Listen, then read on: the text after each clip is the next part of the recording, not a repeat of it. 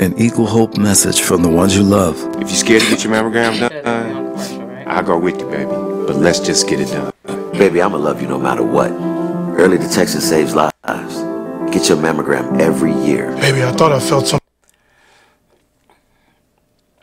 in your right breast last night, so we need to go and get it checked out. Look, I'll watch the kids, cook the food, wash the clothes.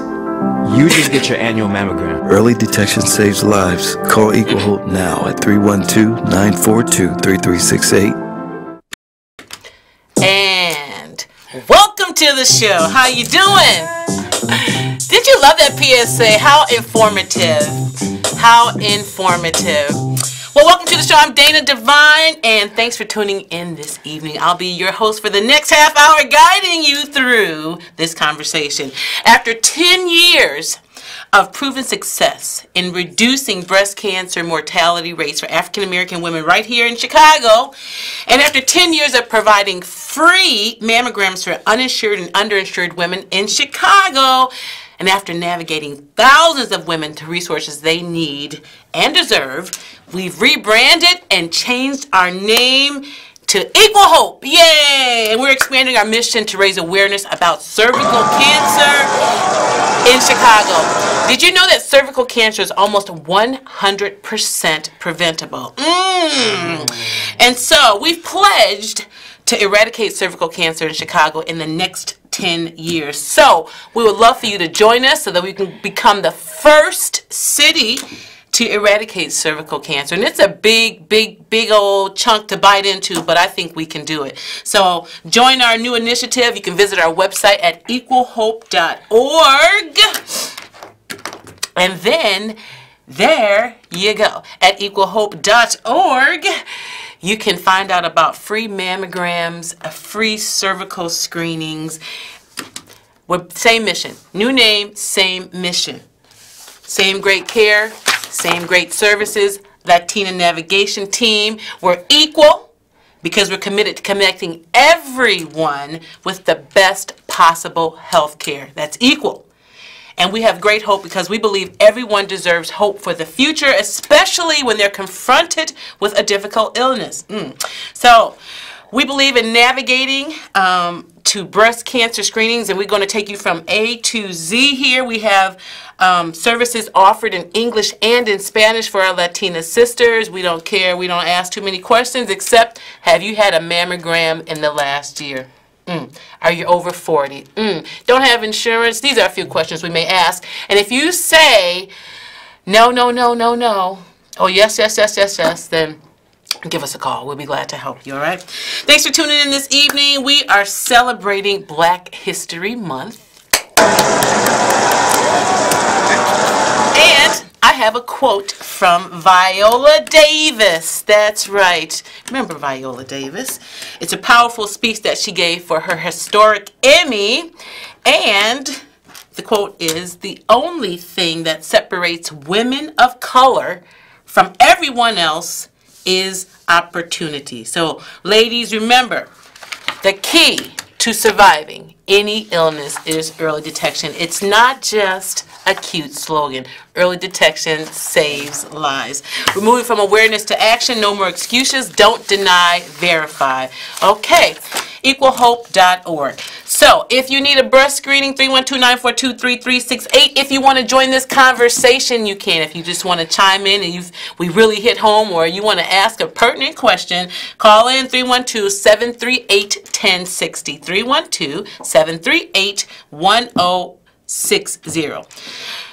So today, you get to meet another shero. A shero is a survivor, someone who knows what it means to hustle through. A shero. Well, today's shero is an American author.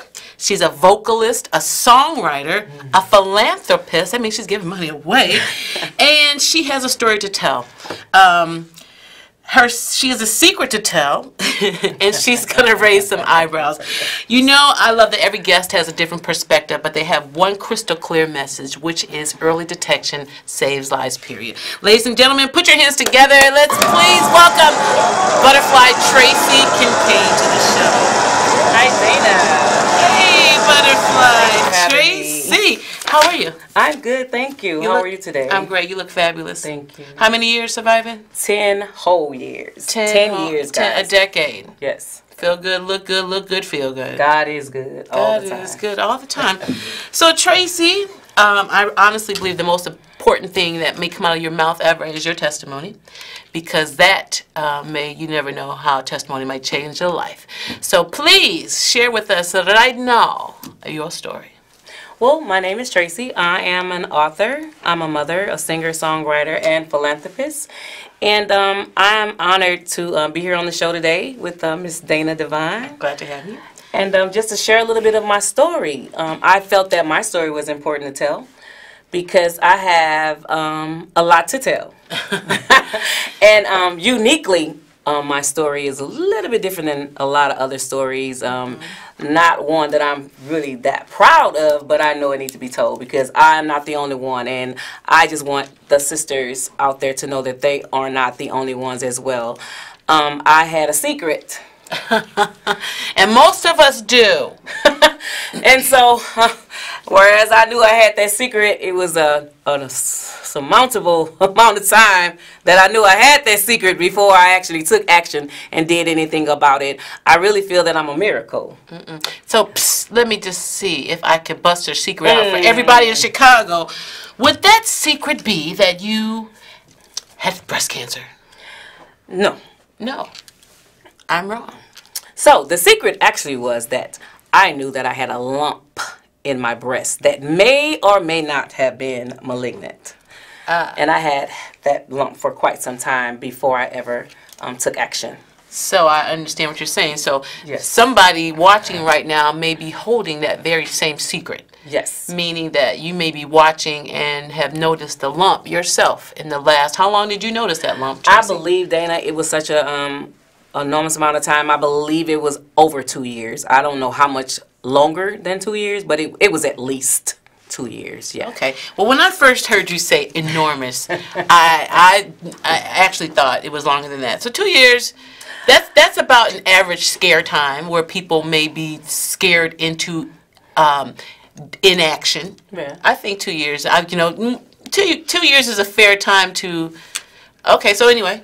2 years. To me, I didn't know that because I didn't know a lot of women with breast cancer. Right. And in my experience, when I did finally find out what was going on with me and was diagnosed with the breast cancer, most of the ladies that I had come into the circle of were the type of women that either if they were telling the truth, they, right away, they discovered the lump, they went right away, had it taken care of. And I didn't hear a lot of stories about women saying that they had found a lump and waited, a long period of time. Everybody was like, in my circle, proactive. And so I kind of felt a little shame, Yes, and okay, go ahead. I mean, I understand that only because, in the end, after most of the times when you do cover up secrets, it is because some type of shame. That's why it's a secret. It's fear, shame, Fear. Yeah. Yeah. It's good interest. So I get that. But like I said, 2 years is long, but I think that might even be a fair amount of time that people ignore stuff. Okay, so let's just move on. And so, and again, I believe that. And so, acknowledging what I went through and actually being able to openly say it, I know that there are probably a lot of women, a lot of you that are listening today that are out there that does have the secret. Now, beyond that point of having the secret, I feel that I'm a living miracle to be here because I oftentimes say I possibly could have avoided chemotherapy or radiation. I don't know that for sure, but I know that early detection does save lives. So you said you didn't really have any cancer or any example prior to your experience, but I guess I'm asking, according to the book that I read, there was an example of somebody who had been experiencing breast cancer into your life before you were diagnosed. Well, I didn't say that I didn't have any experience in anyone having gone through or going through breast cancer. I said that my circle of women that I became involved with after I had discovered that I had the breast cancer and was going through treatment were the type of women that were like proactive, went right away. So I hadn't heard any stories of women that saying they had waited 2 years, had discovered a lump, and then waited 2 years to go say anything about it. But yes, I did have someone that was very close to me that actually passed away of breast cancer shortly before I was diagnosed. So do you want to tell them that story? Well, yes. So I was grateful that I actually was able to share that information with the individual, and that's what helped me to actually become accountable for, and be responsible for my health, because I did let the secret out. And so now that the secret is out, I got to do something about it. Right. And so it helped me. And she passed away in April. So she had a friend who had been diagnosed with breast cancer. And she passed away in April. She passed away in April, and I was diagnosed in June. Yes. And her words, when I did tell her about the lump, her words to me were, Tracey, please go and see about it, because it is not a joke. And so I think by the grace of God, her words really helped to save my life, because that's what I could hear in my head. So to complete the story, this is a young friend of Tracey's, a young friend that she's known for a long time. Yes. Who had been diagnosed. Yes. And was dying, in fact, from breast cancer. And while you have been friends and visiting for, how long had she been going through treatment? She had gone through for about 2 years. So for 2 years you watched this person close to you, the demise. Actually, I didn't watch her. We spoke on the phone. She was in California at the time when she was diagnosed and going through all of her treatment. It wasn't until her last few months of life that when it came to the point where there was nothing more that they could do. But I never got to see her. I never got to see her. Wonder if that would have made any type of, I'm going to show you, I've got some 3 methods of early detection that I want to show you, and I am having just a few technical difficulties here, but let's see, there we go. Being self-breast aware, first method of being of early detection, being self-breast aware, knowing your body and what is normal for you. Yes. 2, go to your primary care physician, obtain your annual clinical breast examination. That's like kind of your routine. Go to the doctor every year and get your annual screening mammogram, especially if you're over 40. Yes. Okay, and you had done self-breast aware. That means you have felt the lump. I found the lump myself. You felt the lump. Yes. And you took a deep breath and said, it's nothing. I don't think it's anything, because the rest of your body feels fine. Right. So you are, because there's no symptoms. Right. So it's easy to ignore. Well, okay. And it's easy, 1 month you're good and you really don't check a couple months. Had you been to the doctor, going to your primary care physician? Did you have an annual clinical breast exam? No.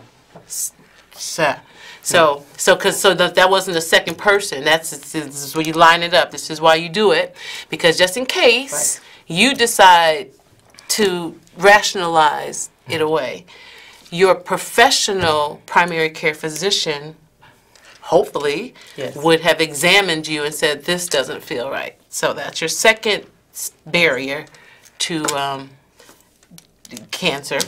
3rd, get your annual screening mammogram, and that's definitely pertinent after 40. And back to, if you are over 40 and you have not had your annual mammogram because you are uninsured or underinsured, then you can give us a call.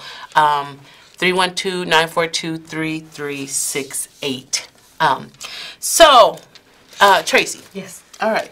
So you heard that, and I agree with you, Tracey. I think a very important message here right now is that Tracey is telling you that she had a secret or something she kept to herself. She had a lump that she did not investigate for upwards of 2 years.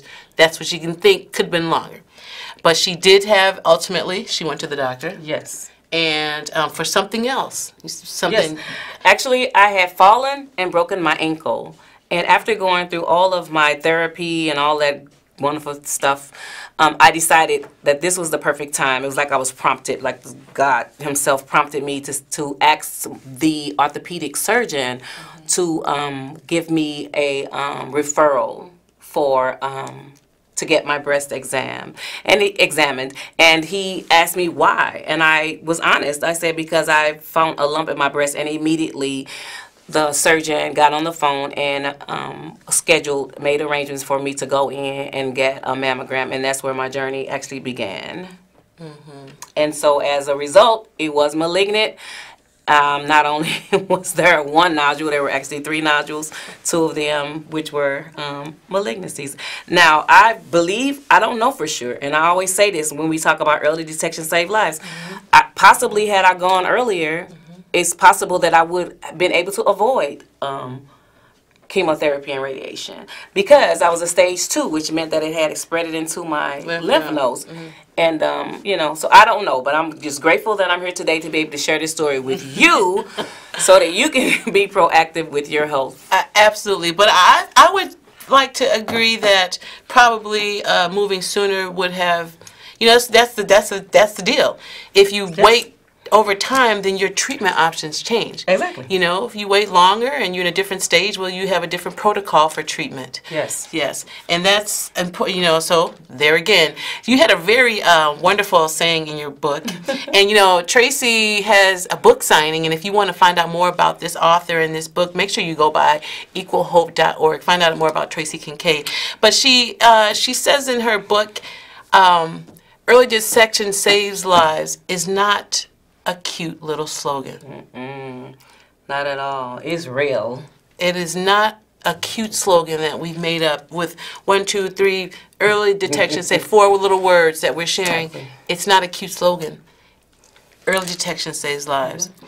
And if you don't have the resources that you need, and you're feeling some type of way, and you've been feeling it for, don't let it be over 2 years. Over 2 years.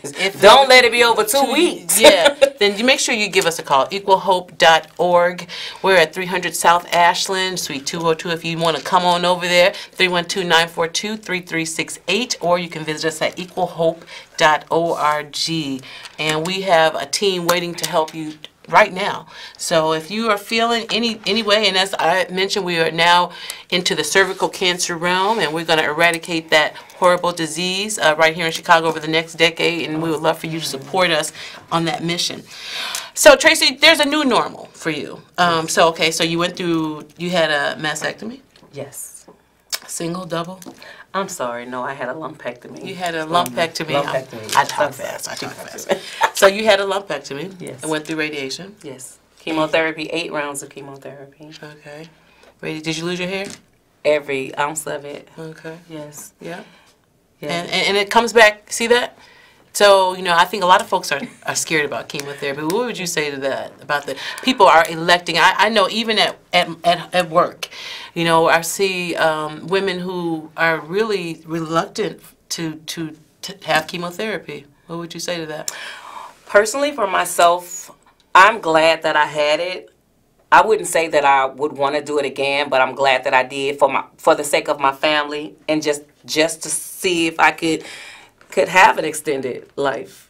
So beyond being diagnosed. You would say do it. I would say yes.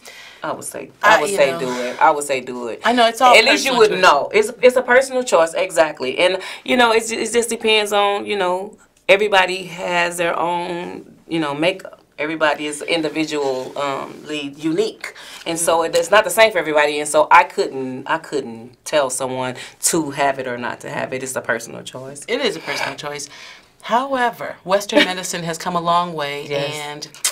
And fortunately, somebody suggested to me to follow the protocol of your doctor. Now, fortunately, hopefully, you find a doctor that you trust and believe in their skill set and their recommendations, because that definitely helps. And so I was able to follow the recommendation without too many questions. Yes. Because if you don't, if you think the doctor don't really care about you, you would be reluctant to follow your plan. If every time I come to you, you're rushing me, and you never really ask me questions. Right. So. But then you have to listen to your body as well. And some things will work for you and some things won't. And so you have the right, just because you started something doesn't mean you have to finish it. So it just depends on, you. Well, let me ask you about chemotherapy. Well, right. What were how did it affect you? I mean, what were the reasons why you would say no? I mean, besides you feel sick, but I mean. I really didn't feel sick. What I felt was torment in my body. I could feel the chemo killing my good cells as well as my bad cells. I could feel that, and it was painful for me. The sick part, I was never even nauseated like some women get. I didn't experience that, but it was just a horrific experience for me. There were days and nights that I just didn't think I would. I didn't feel like I would make it. I knew I would, but I didn't feel like I would. And but I made it through. No test, no testimony. It was a test. That's the truth. It was no testimonies. Well, you know what, Tracey? Got a new normal. New normal. There's a new normal for both of us. And what's your new normal? So my new normal is just to wake up every day. Thank God for blessing me to be able to make a difference in the world. The new normal is to accept what is now, and not to look back at what was. And you have a nonprofit organization that you've started. Yes. And tell us about that. Our non-for-profit organization is a community-based organization. Our mission is undertaking the human needs of individuals in underserved communities.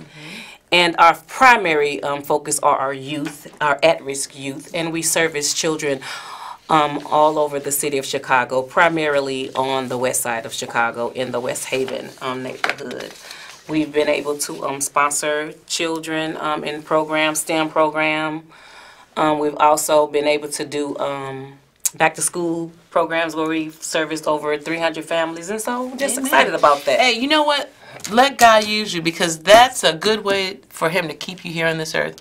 So I applaud that. It's hey, God using you, He gonna keep you around for a while. So let yourself be used, however you can, because I really think that's an important part of the healing process. It is. So that so right.